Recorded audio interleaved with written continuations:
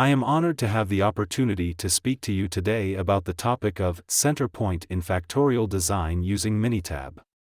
This is a subject that holds great importance in the field of research and analysis. Experimentation is a systematic process of investigating phenomena by manipulating variables and observing their effects. As we all know, center points are crucial in experimental design, as they allow us to test the factors at levels that are halfway between the low and high settings.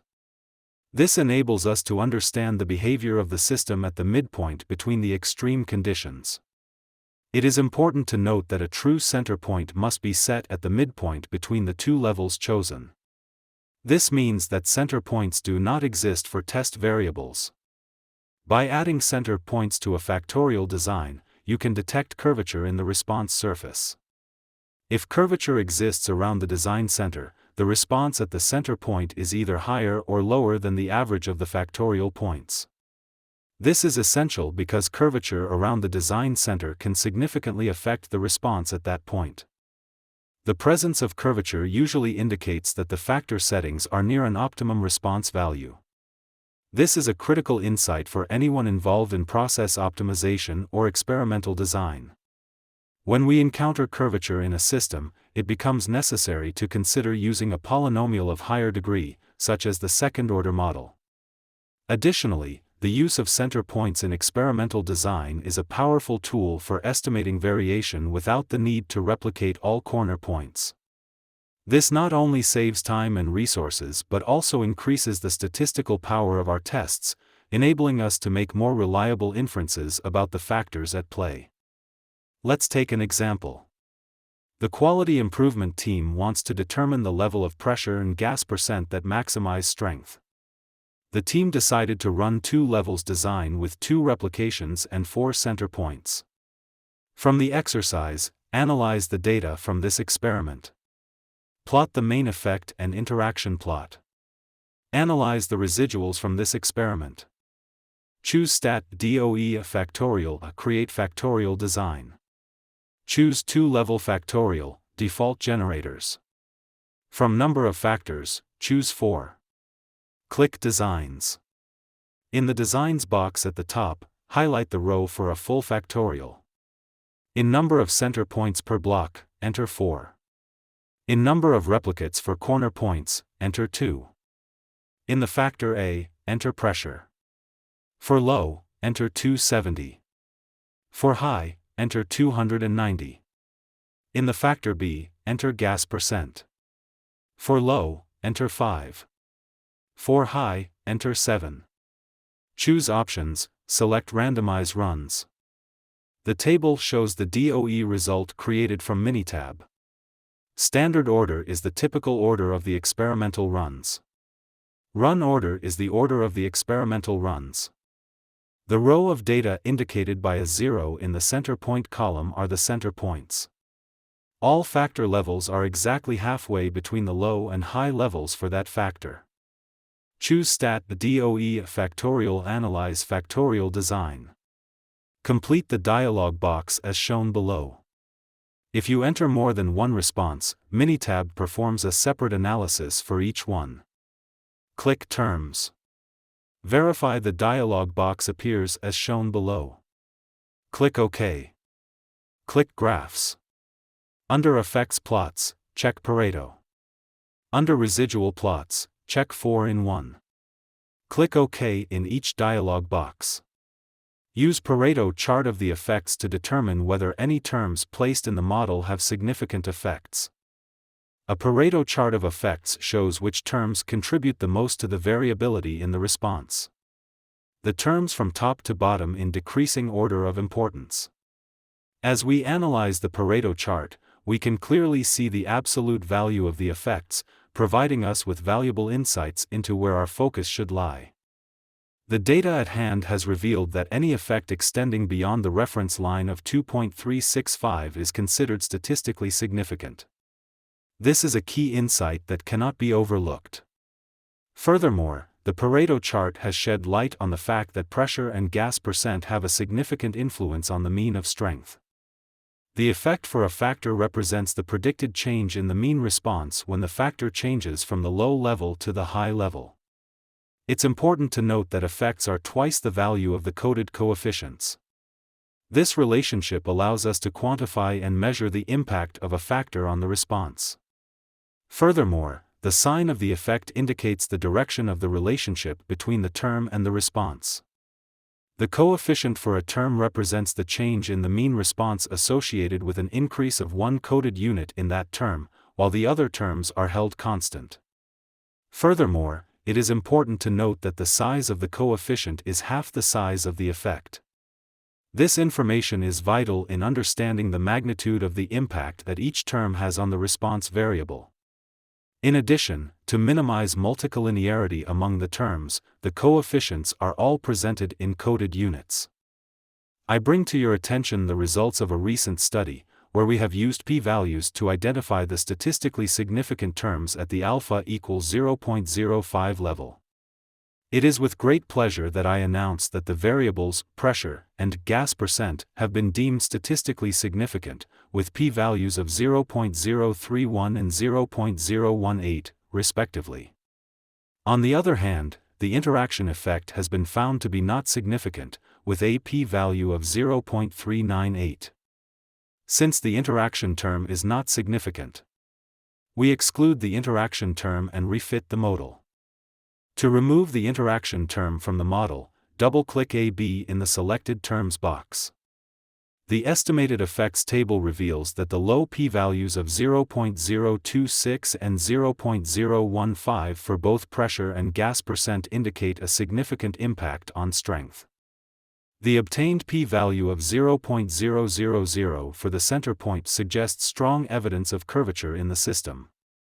This implies that a linear model may not be sufficient to accurately represent the relationship between pressure, gas percent, and strength. In such cases, a higher degree polynomial model, such as the second-order or quadratic model, may be more appropriate. The relationship between pressure, gas percent and strength may be quadratic in the experimental region for the factors. The coefficient of determination, often referred to as R-squared, is a statistical measure that represents the proportion of variability in the response variable that is explained by the regression equation. In simpler terms, it indicates how well the model fits the observed data. In the context of the specific model being discussed, it is reported that the R-squared value is 96.81%. This means that the model accounts for 96.81% of the variation in the response variable. While the traditional R-squared value assesses the proportion of variation explained by the model, the adjusted R-squared takes into account the potential impact of adding more predictors. When new variables are added to a regression model, the traditional R-squared may increase regardless of whether the additional variables actually contribute to the model's predictive power. This can be misleading, especially when working with a large number of predictors. The adjusted R-squared value will only increase if the new variables significantly improve the model's performance. In the first model, the R-squared value exceeding 40% indicates a strong relationship between the variables. The second model's inclusion of time leads to an increase in the adjusted R-squared, suggesting that the cooling rate enhances the model's predictive power. However, the third model, incorporating pressure, results in an increase in R-squared but not in adjusted R-squared. This implies that while pressure may have some impact on the model, it does not significantly improve its overall performance. These findings highlight the importance of considering different factors and their respective effects when constructing predictive models. Residual analysis. Errors, or residuals, in statistical analysis refer to the discrepancies between the actual and predicted values. These residuals can then be used to assess the goodness of fit of a model, identify patterns or trends in the data that may have been overlooked, and detect potential outliers or influential data points. The assumption of residual plot is a fundamental concept in regression analysis. The first assumption of residual plot is that the residuals should be normally distributed. Another assumption is that the residuals should exhibit constant variance, also known as homoscedasticity. Additionally, the assumption of residual plot includes that there should be no pattern in the residuals. For the normal probability plot, the points on the normal probability plot roughly follow a straight line. You can assume that the residuals do not deviate substantially from a normal distribution. Residuals versus fitted values. Upon examination of the data, it is evident that the constant variance assumption remains unviolated. This conclusion is drawn from the observation that the residuals display a random scattering around zero, and their dispersion appears to be consistent across all fitted values. Residuals versus order. The residuals in the plot seem fluctuate in a random pattern around the center line. It violated the assumption of independent if residuals systematically decrease, increase or sudden change as the order of the observations increases from left to right. The factorial plot in Minitab provides a clear graphical representation of the main effects and interaction effects of each factor in the design. Choose Stat DOE Factorial plots. From response, select mean of strength. Under variables to include in plots, move pressure and gas percent from the available list to the selected list. Click OK. The main effect of a factor is the average influence of a change in the level of that factor on the response. The main effects plot indicates that both temperature and material have significant effects on adhesion. The adhesion reduces as you move from the low level to the high level of the temperature. The adhesion increases as you change from material A to B. The center point is far above the line that connects the mean of strength at 270 and 290. Similarly, the center point is far above the line that connects the mean of strength at 5 and 7 gas percent. This indicates that the mean of strength at the center point is higher than at the extreme values of pressure and gas percent. The model chosen is probably not appropriate for these data. In fact, a quadratic model may be present. Choose Stat DOE Factorial Cube Plot. Under Type of Means to use in plots, select Fitted Means. From Response, select Mean of Strength. Under Variables to include in plots, move pressure and gas percent from the available list to the selected list. Click OK. Use a cube plot to show the relationship between factors and a response. Notice that the center point yields an average of strength of 94.750. This mean is much higher than at any of the factorial points at the corners. Response optimization, also known as parameter optimization, is a crucial step in the process of finding the best combination of variable settings to maximize a single response or a set of responses. Choose Stat DOE Factorial a Response Optimizer. Complete the dialog box as below. Click OK in each dialog box. Use the optimization plot to determine the optimal settings for the predictors given the parameters that you specified. For the data, the desirability is 0.9667. The optimized settings are pressure equals 280 and gas percent equals 6. The goal was to maximize mean of strength. Its predicted value is 94.750. Composite desirability, D, is a crucial metric in evaluating the overall optimization of a set of responses. It provides a comprehensive assessment of how well the settings align with the desired outcomes.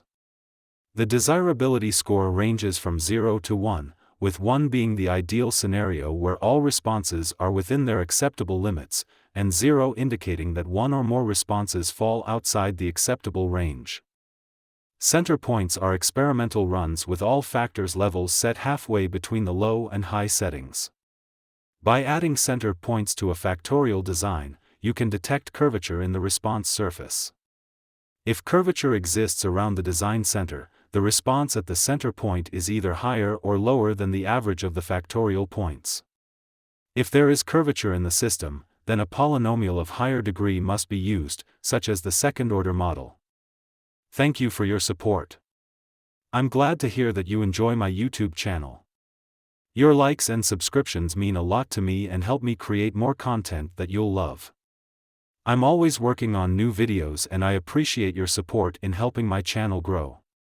If there's anything specific you'd like to see on my channel, feel free to let me know in the comments.